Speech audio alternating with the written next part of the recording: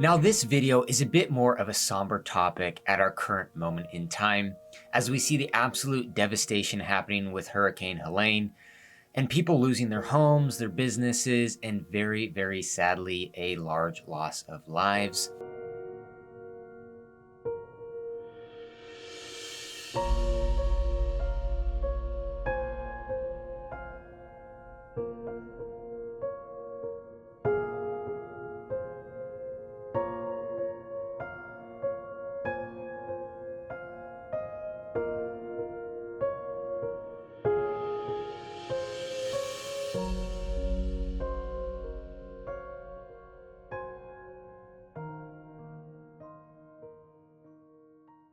Because of what's currently happening, extreme weather events or natural disasters are on everyone's mind.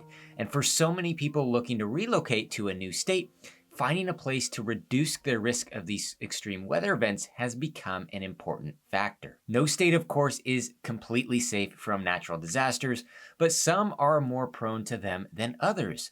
Whether it's hurricanes, tornadoes, earthquakes, or fires, there's a lot of danger that we are at risk of every year. Over the last decade, we've had some pretty rough disasters. The Oklahoma City tornadoes in 2013 killed 24 people, damaged over 300 homes, and caused over $2 billion in damages from a mile-wide tornado.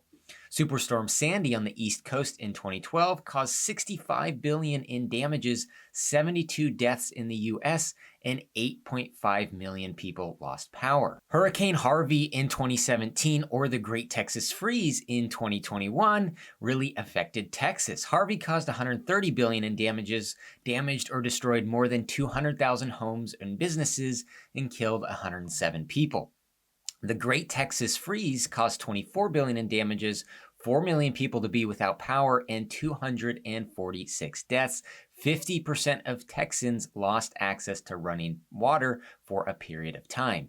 The post-drought California firestorms from 2015 to 2018 caused $43 billion in damages. They burned over 1 million acres and 32,000 structures with over 100 people that were killed. In early 2023, Climate.gov released a report showing 18 separate weather events in 2022 alone that caused at least $1 billion in damages. Those 18 events caused 474 fatalities. We could go on and on with data about the massive number of natural disasters or extreme weather events hitting the US every single year. And for some, that makes them think twice about where they really want to live. Now, as we bring this back to the Seattle area and what it means to live here and deal with natural disasters, it may surprise you that many people actually relocate to the Seattle area seeking a more mild climate. While you hear about how gray and rainy Seattle is, and how some people really just don't like the weather here and they're pretty miserable, you don't often hear the other side to that story, which is the fact that the Seattle area is one of the most mild climates in the US. Whether we're talking about the lack of natural disasters or the lack of extreme temperatures, this area can serve as a haven for those looking to avoid the extremes. Before talking about natural disasters, let's first talk about the typical weather temps you're going to see here living in Seattle. Seattle is one of the most mild climates in the US, especially if you want to experience all 4 seasons. A recent study ranked Seattle as having the 6th most mild days behind California cities, all California cities, with 146 days of temps between 60 degrees and 80 degrees Fahrenheit. In this chart, you can see that the average highs and lows by month in the Seattle area. The summers are one of the most pleasant places you can be in the country here in the summer, with average highs from June to September being in the 70s. For the winter months, average daily highs are in the upper 40s. Now, you don't very often get those extreme temperatures where you're seeing triple digits in the summer or well below freezing in the winter. Now, those can happen on the more rare occasions, but they do not happen very often at all. Most years, you're not going to get those stretches with really extreme temperatures like you will in other cities in the US. Now, you might say, well, what about the rain? For the highest annual rainfall in the US, Seattle ranks well outside of the top 20 when it comes to major cities. Seattle has about 39 inches of annual rainfall. If we look at the actual amount of days with rain, this is where Seattle does rank quite a bit higher. We rank 5th in the country with 156 days of rain. Seattle experiences like a much lighter, more drizzly type of rain. Despite what the TV shows or movies might make you to believe, you don't get a lot of torrential downpours here in Seattle. It's much more of a light rain. Now, the rain usually is not what the problem is for people that don't enjoy the Seattle climate. Typically, the people that don't enjoy the Seattle climate is specifically because of the gray weather. Now, Seattle ranks number 1 for the amount of days with heavy cloud coverage at about 226 days. So the people that don't like living in Seattle due to the climate almost always cite the fact that they're just tired of the gray weather and not seeing the sun as much. Now, that's the trade-off for not having the extreme temperatures. When you get the gray, cloudy weather like we do here, that trade-off is we don't get to experience or don't have to experience the extreme heat in the summer or the extreme cold in the winter. Personally, that's a trade-off myself and others really enjoy. I lived in Idaho for a few years when I went to college, and yes, you see the sun a lot more there, but the summers were much hotter and the winters were a lot colder. And so I would prefer having the more mild temperatures while dealing with the more gray and cloudy skies. Now let's get back to those natural disasters. Here in the Seattle area, we don't experience hurricanes or tornadoes. If we reference back to the amount of billion-dollar disasters hitting the US that we talked about previously, I can't find any data really showing any recent disasters, billion-dollar disasters hitting the Seattle area. Looking at the 2022 and 2023 maps here by climate.gov, you can see our little corner up here of the US with a lack of really any true billion-dollar disasters. Now, let's talk about a few of the natural disasters that could affect us here in the Seattle area, starting with earthquakes. Now, the last large-scale earthquake we had here in Seattle was about 23 years ago in 2001. Now, I remember being at recess in elementary school and starting to feel the ground shake. This was the Nisqually earthquake, which was 6.8 magnitude and lasted for 30 to 40 seconds. And this is actually the most recent billion-dollar disaster in the Seattle area. Again, this was in 2001. We have not had any significant quakes since then. Now, does this mean we're not going to get any more earthquakes? Of course not. There's always that risk. There's always a risk here living in the Seattle area of potential earthquakes. There have been about a dozen significant earthquakes that have affected the greater Seattle area since 1872. Now, you may have heard about the potential for what they call the really big one.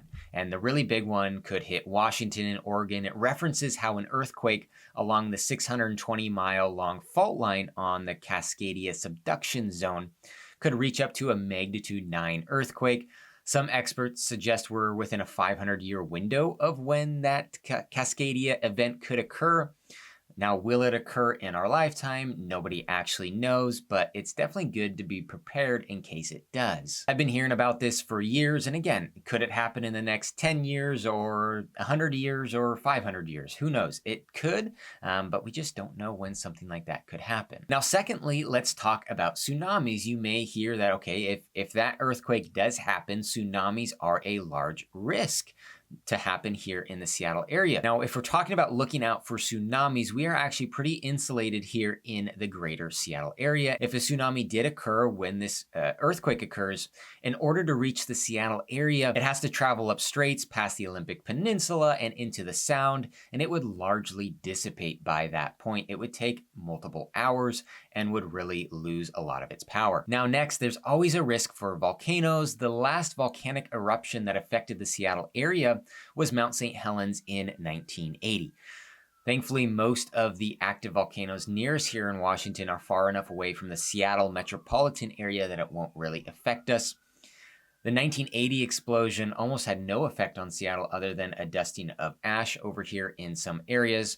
Now, Mount Rainier is the closest volcano that could erupt and have an impact on the southern part of Seattle metropolitan, though it hasn't produced a significant eruption in over 1,000 years. If it did erupt, lava flows would really unlikely, reach very far past that Mount Rainier area, but a moving slurry of water and volcanic rock that could flow down and could definitely affect the closest communities and cause problems there.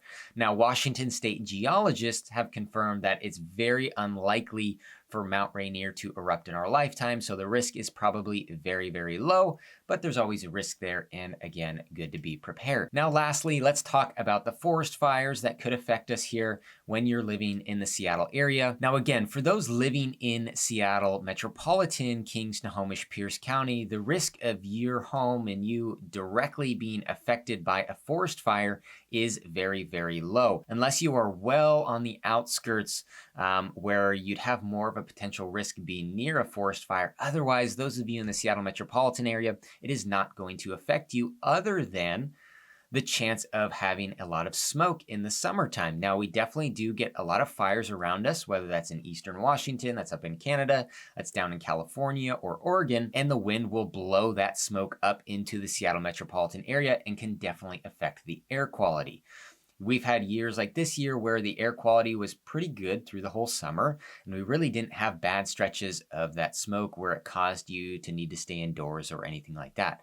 A couple of years ago, we did have one of those instances where it was a few weeks of pretty poor air quality. We had a lot of smoke being blown up here, and so that can always be the case and is always a risk of having a lot of poor air quality in some of the summer months if we get a lot of forest fires around us. But for those of you that would actually be directly affected, your home specifically, by a forest fire, being having to evacuate and potentially being at risk of losing your home, it's going to be a very, very small percentage of people that are living more on the outskirts. All right, well, that really wraps it up. Natural disasters here in the Seattle area, while you're always at risk, we live in a seismic active area and earthquakes can definitely happen. And there's no guarantee of not having to live through natural disasters in your lifetime if you're here. I think that chance and that risk, just based on recent data, is greatly reduced compared to a lot of the other areas in the US that deal with these hurricanes, that deal with extreme freezing or extreme hot temperatures, that deal with tornadoes on a regular basis. Here in the Seattle area, you're a little bit more insulated from that stuff, and it hasn't really affected us here. Again, I've lived here almost my entire life, other than a few years living in Idaho for school. And I've only had one, what you can call natural disaster, really, $1 billion natural disaster here in my lifetime. Again, that earthquake in 2001. It did not affect anything around me, my neighborhood. No homes were damaged around me. Further south toward Olympia, there was some more damage that was done to roadways and some buildings and whatnot. But even up near where I was and where I still currently am in this general area near Seattle, there was really no major effect. And so while our recent history shows that it's pretty safe living here, we don't have many issues with natural disasters or almost no issues at all in the Seattle metropolitan area. There is always that risk going forward that you want to be aware of and know about. But really, in general, I found a lot of people enjoy coming here and want to come to the Pacific Northwest so they can have a more mild climate, whether that's just the daily temperatures they're looking to escape in the winter and summertime in other states, or whether that's the lack of risk of some of these natural disasters like these hurricanes that are hitting some of these southern and eastern states. Hopefully this one was helpful for you. Again, as always, I'm a local real estate broker here in the greater Seattle area. So if you're looking to relocate over here and need some help finding the right place for you to live, finding the right home to purchase, feel free to reach out to me. I'm always happy to help with that. Thanks for watching this one.